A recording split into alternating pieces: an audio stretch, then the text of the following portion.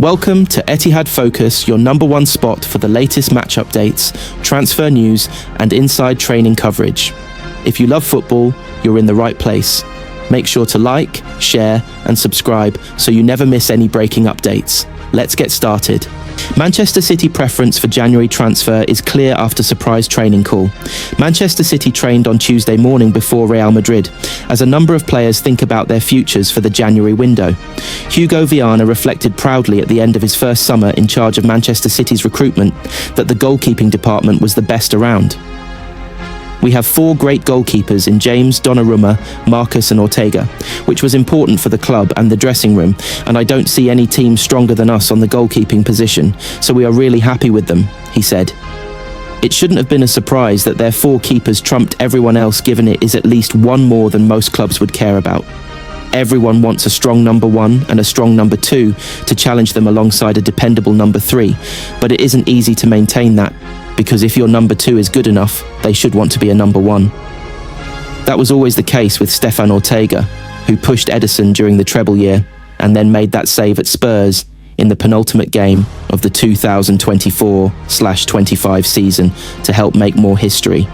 The opportunities came to replace Ederson last term, but Ortega did not take any of them, and rather than head off in summer to be a number one elsewhere, with a full year before the World Cup he stayed put.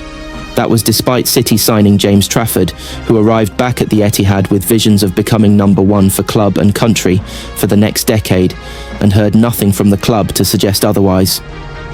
It turned out, however, that City had also been trying to sign Gianluigi Donnarumma all summer as well, and they completed that deal on deadline day to bump Trafford down to number two. Marcus Bettinelli is the new Scott Carson, as the reliable number three that never plays. Both Trafford and Ortega want to move in January to get more games, but City are unlikely to sanction exits for both without a replacement. That leaves the prospect of at least one unhappy keeper when the winter window closes. Viana spoke back in September of the importance of Trafford for the future, despite also talking about how many years Donnarumma has to give at just 26. And while all four goalkeepers trained on Tuesday morning before Real Madrid, only three of them trained with the goalkeeping coaches. Trafford was alongside Donnarumma and Bettinelli, being put through their paces by specialist coaches Xabi Mancisidor and Richard Wright, while Ortega was with the outfield players taking part in rondos. It was glaringly obvious to see which player City would rather keep in their goalkeeping ranks. That does not mean that Trafford will definitely stay, or that Ortega will definitely leave, but the hierarchy could not be clearer. Ortega's route to a City exit will be much easier and cheaper to navigate than the man who arrived in summer and took the number one shirt. Real Madrid handed Kylian Mbappe injury scare ahead of Manchester City game. Manchester City face Real Madrid in the Champions League on Wednesday night, and the Blues have been handed an early boost. Kylian Mbappe is a doubt for Real Madrid ahead of their Champions League fixture with Manchester City after the forward missed training on Tuesday. The first 15 minutes of Real's training session at their Valdebebas training ground were open to the media, and Mbappe was absent, having picked up an injury in Sunday's shock Bernabeu defeat to Celta Vigo. Mbappe fractured a finger during the first half of the game, but played on and completed the full 90 minutes. Reports in the Spanish media said he had complained of pain in the finger on Monday, and the fact he has now missed training means he could be missing against City. That would be a major blow to Real and their under-pressure head coach Xabi Alonso, who had to bat off questions about his future in Tuesday's press conference. Alonso didn't report an injury to Mbappe during his media briefing, but the questions focused on whether he felt he had the support of the dressing room and his talks with President Florentino Perez. Real have won just 2 of their last 6 games in all competitions, but Mbappe is having an excellent individual season. He has scored 10 of Real's last 16 goals and has 25 in 21 games across the campaign. Mad Haaland, Pep prediction: Manchester City stars given extra motivation. Manchester City players are battling to win back the Premier League, but also have extra motivation for the rest of the season. Manchester City players were all teasing each other about who would be celebrating at the upcoming Qatar World Cup when Pep Guardiola felt the need to intervene. He wasn't interested in them returning their focus to the club that pays their wages. He just wanted to tell them all how wrong they were. They were in the locker room chatting about the candidates to win the World Cup, and they mentioned Portugal, France. All the teams from here, Europe, remembered striker Julian Alvarez. I didn't say anything, and Guardiola told them, "Do you know who has the most chance, best chance?" He pointed at me. Alvarez was speaking after Guardiola's prediction had come true. Argentina did indeed emerge victorious on a night that would have consequences for one of their biggest stars. Erling Haaland broke the Premier League goal-scoring record and helped City win the treble, only to finish as runner-up at the Ballon d'Or Awards to an MLS attacker by the name of Lionel Messi. Haaland would have loved to have had the chance to rival Messi at the World Cup, but Norway hadn't qualified.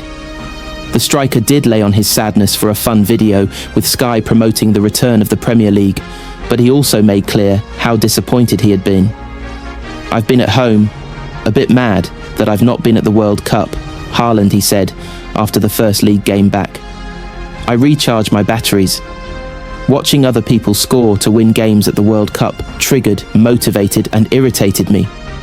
I'm more hungry and more ready than ever." Haaland has now made sure he will be at the 2026 World Cup after spearheading Norway's successful campaign, and he will go head-to-head with France's Kylian Mbappe in the group stages as both battle for the next Ballon d'Or. Nobody can rule Messi out again though, given Argentina's potential and the weight that is given to the biggest stage in world football. It was in Qatar a few years ago that Josko Gvardiol cemented his reputation as one of the finest defenders in world football, despite suffering first-hand to Messi's brilliance as the forward dragged him half the length of the pitch before putting him and Croatia out of their misery. First up this time for Croatia is England, and as of Saturday, Gvardiol hadn't even broached the subject with most of the England boys. "Not yet. Maybe a month before it starts," he said. "I'm happy that I'm going to see them. Hopefully all of them will be in the team." I spoke to Calvin this morning. I remember my first Euros, his first Euros we played against each other in the first game. Calvin was there, John, Phil, Kyle. I was playing as a fullback, so I was on Kyle's side. Gvardiol knows the chat is coming though, and as the World Cup approach, it is going to be the subject of many discussions in a dressing room where nearly every player will be going. Not everyone is guaranteed though, be it somehow Phil Foden for England, Nico Gonzalez and Rodri for Spain, or Savinho for Brazil.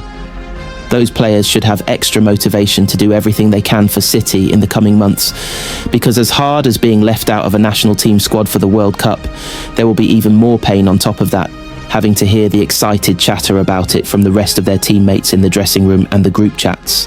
Pep Guardiola has made good on Manchester City assessment after last Real Madrid clash.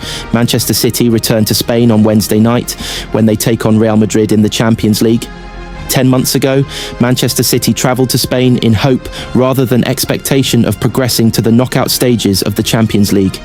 The new league format proved to be the Blues' undoing as they finished in a lowly 22nd, qualifying for the playoffs by the skin of their teeth. Standing in their way of a place in the knockouts was Real Madrid, who finished 4 points better off than Pep Guardiola's side. The first leg of the playoff neither team wanted went in favour of the visitors, as Erling Haaland's brace was topped by Brahim Diaz and Jude Bellingham late on as the La Liga giants secured a 3-2 win in Manchester. At the Bernabeu, City were blown away as Kylian Mbappe's hat-trick powered Carlo Ancelotti's side into the knockout stages as the Blues refocused on domestic football. After the match, Guardiola was in a reflective mood and his assessment of the club resonated with supporters. "A little bit, yes, we have started to do the rebuild. Things are not eternal, there are players who have an age," Guardiola explained. "With time, the team, the club and everyone will accept what it is.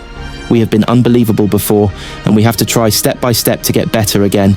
We cannot win the Premier League. Not for the first time, and certainly not for the last."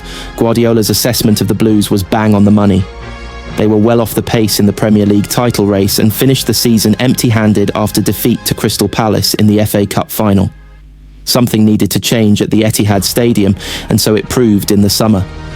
Kevin De Bruyne's exit was pre-announced and came as no surprise, but Guardiola remained ruthless in his pursuit of returning to the top. Ederson, Manuel Akanji, Ilkay Gundogan, Kyle Walker and Jack Grealish, all brilliant servants to the club who had the medals to show for it were all gone as City brought in the new blood.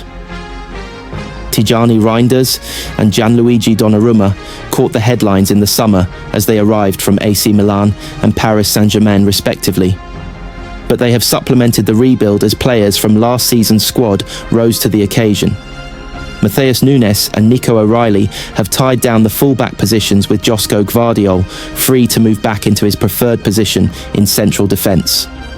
Phil Foden has been re-energised this season as he benefited from a summer without international football, while Jeremy Doku and Haaland move from strength to strength. 10 months on, City head to Madrid in expectation rather than hope.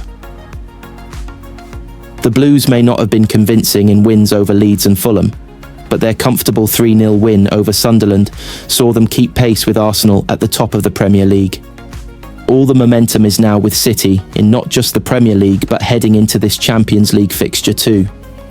Real were shocked by Celta Vigo at the weekend, and the pressure is starting to mount on the shoulders of Xabi Alonso. City, on the other hand, lost their last Champions League fixture against Bayer Leverkusen, but that was with a heavily rotated side, and they won't make that mistake again. Guardiola will fancy his team in December 2025 to be a much greater threat to Real than they were in February. The Catalonian has made good on his assessment back then and has rebuilt